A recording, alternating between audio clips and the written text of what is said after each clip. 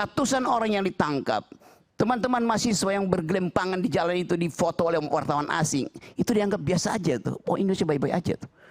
Ya kita bandingkan itu akhirnya dengan keadaan sekarang tuh. Orang lihat bagaimana ada bau kekerasan di situ, sementara ada anak presiden tuh mondar-mandir memamerkan kekayaan. Kontras itu yang orang lihat sekarang.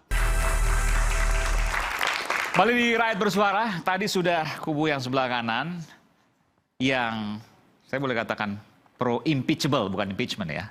Sekarang kubu sebelah kiri yang non pro impeachable, bukan impeachment sekali lagi. Silakan. Iya, oke. Itu tadi impeachable. Ya, pro kontra. Impeachable. Bahasa lainnya Ya. pro kemungkinan, itu tidak pro kemungkinan. Jadi ini saya koreksi sedikit ya, Prof. Syarat condition mengenai pemaksulan ya. Menurut Undang-Undang Dasar 45 bukan 3, Prof, tapi ada 5.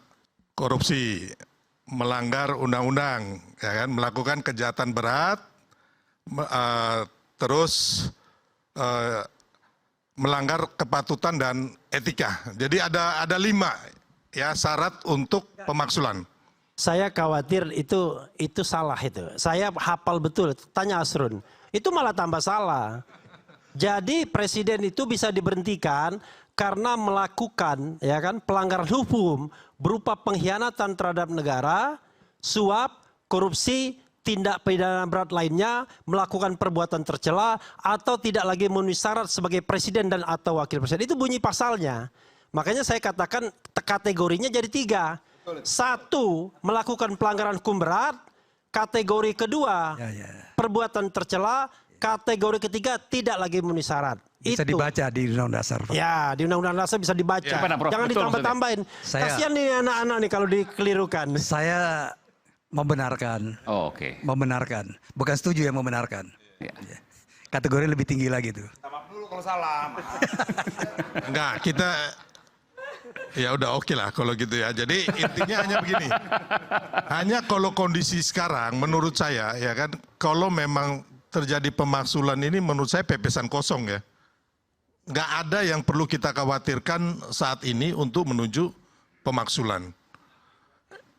Iya, makanya kita juga nggak khawatir gitu loh, santai-santai aja. Kan negara ini baik-baik saja gitu loh. Hanya kemarin memang ya kan teman-teman turun mengenai revisi Undang-Undang Pilkada gitu loh. Ya. Ya kan? Tapi kalau yang lainnya sih kita bisa hari ini bisa siaran dengan baik, masyarakat bisa makan, dan juga kita semua kebebasannya tidak terbelenggu gitu loh. Ya, jadi intinya bahwa sampai sejauh ini kita melihat semuanya baik-baik saja begitu.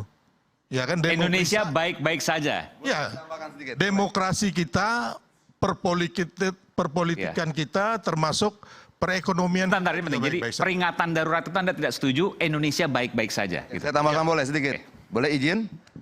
Silakan. Sampaikan di mana negara sedang baik-baik saja ketika ada 40 tempat bentrok mahasiswa dan aparat. Di mana definisi baik-baik saja? Ketika ada lebih dari 2.000 mahasiswa ditangkap di berbagai kota. Di mana definisi baik-baik saja? Ketika ada yang luka, cacat, berdarah, koma, matanya satu, hilang di Bandung. Apakah itu definisi baik-baik saja? Jangan-jangan kalian sudah tidak mampu membedakan mana yang baik dan tidak baik.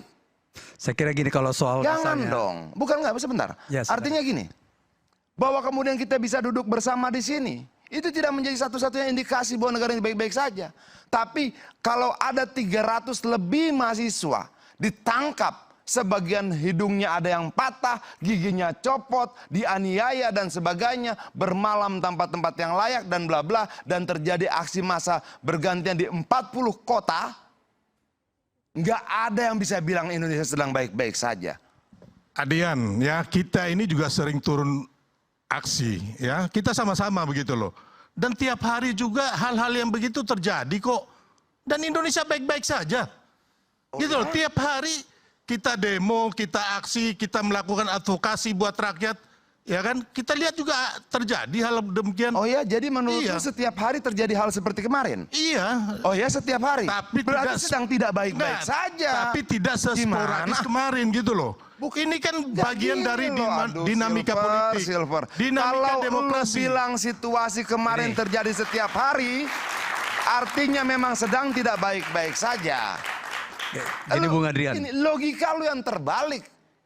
Kalau soal demo ya kemudian menjadi indikator Indonesia sedang tidak baik.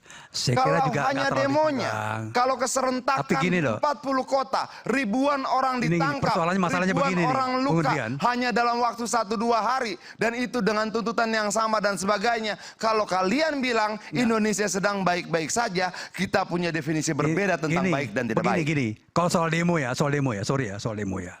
Saya kira demo itu adalah hak warga negara. Tapi kalau mulai enggak gini ya, kalau mulai menendang aparat ya, seperti ini loh, seperti orang sedang main kungfu ya, mau mempraktekkan menendang aparat, saya pikir nggak perlu terjadi seperti itu, ya kan? Kemudian katakanlah melempar aparat dengan ini, walaupun walaupun itu misalnya minor, tapi saya kira itu kan menjadi alasan ya. Kemudian demo tidak, dan demo ini berlangsung sampai jam 6, sampai batas waktunya, kemudian diminta dibubarkan. Saya kira itu adalah pelaksanaan hak warga negara ya. Bang, saya tambahkan Bang.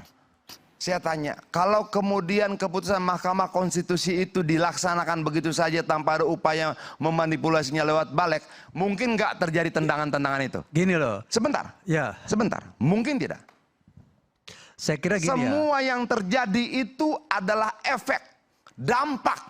Kalau kita mau berbicara baik, jangan cari efeknya, jangan cari akibatnya, jangan cerita tentang dampaknya. Penyebabnya apa? Keputusasaan mereka terhadap negara ini. Bagaimana kemudian keputusan MK yang pertama dipuji-puji, kemudian keputusan MK yang kedua mau dirubah kembali. Memangnya mereka orang yang tidak mengerti? Memangnya mereka tidak punya isi kepala? Gini Bung Adrian. Begini, maaf Bang ya. Ya.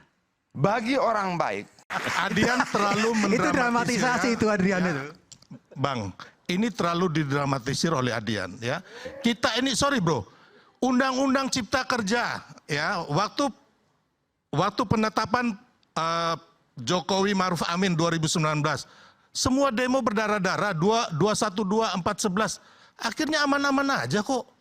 Apa yang nanti gini, ini Adian gua nggak usah kirim sama lu memprovokasi. peta demonya dan lu lihat bahwa demonstrasi kemarin tidak bisa disamakan dengan demonstrasi waktu lainnya. Ahok juga ya, waktu Ahok ditetapkan tersangka juga demonya berdarah-darah kok. Gimana ada yang tangkep-tangkepin? Gitu loh. Aduh, begini. Jadi tiap saat petanya, gini kita loh. mengadvokasi tambang-tambang rakyat, tanah-tanah rakyat juga, demo-demo juga berdarah-darah kok. Apa yang salah? Nanti gua kasih Enggak. Ini Nanti gua kasih jangan terlalu didramatisir bro. Ya kan? Didramatisir. Ini baik-baik aja. Gak apa-apa, dramatisir juga gak apa-apa. Nanti gua kasih lu Iya. petanya. Iya, iya. Jadi Demokrasi. gini, dalam setiap pemerintahan pasti terjadi dinamika. Undang-undang itu yang membuat ya melibatkan banyak kelompok. Seperti misalnya Undang-Undang Cipta Kerja ada dinamika. Undang-Undang KPK ada dinamika. Ya biasa itu, ada reaksi. Kalau ada yang dirasakan tidak benar, lalu kemudian masyarakat atau mahasiswa demo, jalan. Kalau memang nggak benar, DPR-nya melanjutkan. Itu demokrasi. Yang jelas pada hari ini ya kita sudah masuk kepada tahapan pilkada serentak dalam bentuk pendaftaran. Ya mudah-mudahan berjalan dengan baik. Menggunakan keputusan 60-70, partai politik mengalami dinamikanya dan masyarakat pada hari ini saya lihat ya sedang melihat apa yang terjadi dengan pencalonan-pencalonan di daerah masing-masing. Mudah-mudahan nanti ditetapkan ya sesuai dengan harapan masyarakat, kampanye berjalan. Lalu pada awal September nanti akan datang Paus ke Indonesia. Ya, umat Katolik tentu menyambutnya dengan gembira. Dan sampai hari ini saya melihat kegiatan masyarakat tetap berjalan dengan seperti biasa juga gitu. Yang kerja ya kerja, yang sekolah ya sekolah. Dan semua ini menurut saya mengindikasikan bahwa kita sebagai sebuah negara dan sebuah bangsa sedang menjalani hidupnya dengan berusaha sebaik-baiknya gitu loh. Bahwasanya ada dinamika hari ini biasa. Nanti akan ketemu keseimbangannya dan ini semua kalau saya lihat dari berbagai kacamata, dari berbagai segi, termasuk juga dari kegiatan-kegiatan ekonomi dan yang lain-lain, ya insya Allah nanti Indonesia akan berjalan dengan baik dan transisi pemerintahan kepada Pak Prabowo juga akan berjalan dengan baik. Begitu Aiman. Oke. Saya kira ya, situasi sekarang ini yang damai dan kemudian sampai pada proses pendaftaran hari ini, ya kan? Itu adalah efek dari kerja DPR yang baik juga. Jadi ketika dikatakan tidak memenuhi quorum, dibatalkan. Kerja Dan kemudian DPR yang baik. Nah, dikalkulasi waktu tidak bisa untuk sampai pada tahap ini, dibatalkan dan kemudian ada Terima kesepakatan kasih kalau DPR dan dibilang DPR DPR. baik, saya DPR. Jadi saya kira itu yang terjadi ya. Tinggal kita tunggu nih, Bung Aiman ya. Pilkada ini bagaimana hasilnya? Ya kan pimpinan yang dipilih itu yang model gimana? Partai politik kan. Sekarang ini partai politik dengan suara kecil pun punya hak yang sama dengan partai politik yang besar. Itu luar biasa ya. Itu kita harus akui itu. Yang luar Saya biasa kira MK dong. Ya. MK kan yang mutusin MK Dan itu. ya itu MK ya, MK betul. Dan kemudian juga ada sisi lain. Tapi saya kira DPR sudah mengambil posisi yang baik. Kita tunggu aja nih besok jadi nggak PDIP mendaftarkan Pramono dan Rano. Gini, Kita tunggu itu. kenapa kemarin nggak quorum? Balik. Iya, kenapa? Bukan balik dong, paripurna. Oh, paripurna. Oke, baik. Kenapa nggak quorum? Karena macet akibat mereka, nggak pada nyampe. Kosong. Iya. Iya. Harusnya jam berapa waktu itu? Jam 10 ya? Masa macet sih, Bang? Macet di mana-mana. Lewat belakang bisa, betul. Gerbang depan, gerbang belakang sudah ditumpukin sama mahasiswa dari mana-mana. Tapi tenang saja Bang, situasi masih baik-baik saja. Bung Rocky ada komentar? Silakan.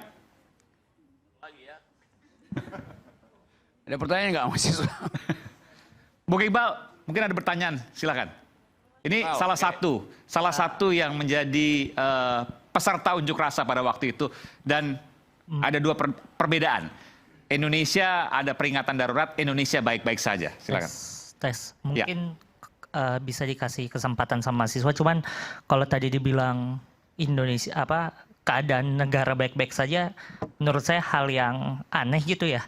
Bisa kita melihat ketika beberapa mahasiswa gitu dipukuli, diinjak, dihajar, tidak diberikan akses terhadap bantuan hukum, ketika ditangkap dianggap sebagai baik-baik aja gitu. Itu apa? Dan Anda, saya harus katakan, Anda cacat seumur hidup ini. Enggak, aku udah ke dokter. Tapi masih bengkok, apa bisa diluruskan kata dokter? Bisa. Oh bisa, oke. Jadi Masih plastik ya? Aku anggap ini kekerasan yang dianggap sebagai kebiasaan atau ini biasa aja. Itu seperti banalitas saja gitu. Jadi kok bisa dianggap gitu kekerasan adalah hal-hal yang biasa aja. Kemudian kedua yang saya lihat DPR dan pemerintah ini suka main api atau cek ombak. Jadi jangan ketika sudah mahasiswa sudah turun, masyarakat sudah turun ke jalan, kemudian baru dicek apakah ada perlawanan atau tidak. Tapi kan ini sudah jadi korban semua. Kenapa baru ketika ada korban baru aspirasi masyarakat itu didengarkan? Jadi jangan jadi pahlawan di di sore hari gitu. Tiba-tiba datang, pahlawan kesiangan, tiba-tiba datang sebagai pahlawan. Ini kan sebenarnya udah banyak korban gitu dari mahasiswa, terutama di Semarang semalam, seingat saya. Di Makassar sudah banyak korban yang berjatuhan. Jadi sudahlah, maksudnya jangan dianggap kekerasan itu hal yang biasa-biasa saja. Ini harus dihentikan gitu. Kalau dari saya sih cukup. Oke. Ya, nyambung ya. Sebenarnya Iqbal Ramadan tuh. Kamu pakai istilah yang membuat kita harus belajar sejarah. Banalitas. Ada yang ngerti nggak istilah banalitas itu? The banality of evil, itu lebih lengkap begitu keterangannya. Jadi Iqbal tahu tentang keadaan dan dia rumuskan dengan bagus dengan satu istilah yang mengingatkan kita pada kelakuan pejabat-pejabat nasi yang menganggap membunuh orang itu biasa itu. Banal namanya itu. Kedangkalan pengetahuan menyebabkan para pejabat nasi itu menganggap ya biasa aja, kami kan diperintah tuh. Dengan akibat 6 juta orang tewas di Eropa itu. Itu yang menerangkan pada kita bahwa mereka yang menganggap biasa-biasa aja, mereka bagian dari banalitas itu tuh. Dan ketika diperiksa di pengadilan Yerusalem itu, Eichmann dan kawan-kawan mengatakan kami nggak bersalah. membunuh orang, menyiksa orang, masukin kamar gelap, kamar gas, nggak bersalah. Nah, istilah banality of evil itu, banalitas of evil itu, jadi kedangkalan kejahatan. Jadi orang yang terpelajar pun nggak ngerti bahwa yang terjadi di Indonesia itu kedangkalan kejahatan tuh. Jadi dangkal kejahatan itu dianggap biasa itu kan. Itu yang diterangkan oleh Hannah Arendt yang mengikuti proses pembuktian di pengadilan Yerusalem. Dia menulis buku itu judulnya Banality of Evil. Dan dia masih terangkan bahwa kita harus keluar dari banalitas of evil itu. Dengan mempromosikan thinking in the dark times. Berpikirlah kendati dalam keadaan gelap. Jadi teman-teman yang kiri ini itu bagian dari mereka. Yang menginginkan banalitas of evil itu jadi semacam paduan suara publik hari ini. Ratusan orang yang ditangkap. Teman-teman mahasiswa yang bergelimpangan di jalan itu difoto oleh wartawan asing. Itu dianggap biasa aja tuh. Oh, Indonesia baik-baik aja tuh. Ya kita bandingkan itu akhirnya dengan keadaan sekarang tuh. Orang lihat bagaimana ada bau kekerasan di situ, sementara ada anak presiden tuh mondar-mandir memamerkan kekayaan. Kontras itu yang orang lihat sekarang sebetulnya. Jadi ini bukan soal baik-baik saja atau buruk-buruk saja. Betul-betul ada kontras antara mereka yang menginginkan Indonesia ditumbuhkan dengan pikiran dan mereka yang mengabdi pada kekuasaan dan membatalkan pikiran tuh. Apa yang terjadi ketika nasib pikiran itu dibatalkan oleh kekuasaan. Yang dilakukan Jokowi sama tuh. Jokowi nggak suka pada pikiran. Dia cuma suka kerja itu tanpa pikiran. Itu dasarnya. Jadi bagian-bagian ini yang saya kira mesti kita sambut dengan bagus bahwa impeachable itu adalah sesuatu possibility atau bahkan probability. Kalau saya tanya ini dua dokter itu beda antara probability dan possibility, tahu nggak? Apa bedanya coba? Asrun, ngerti nggak? Nanti saya lihat kamus dulu ya, saya lihat kamus. Masa itu you mesti lihat kamus? Probability itu adalah ukuran statistik. Possibility adalah kemungkinan politik. Terima kasih. Oke, baik. Kita kembali saat lagi, tetaplah bersama kami Rakyat Bersuara.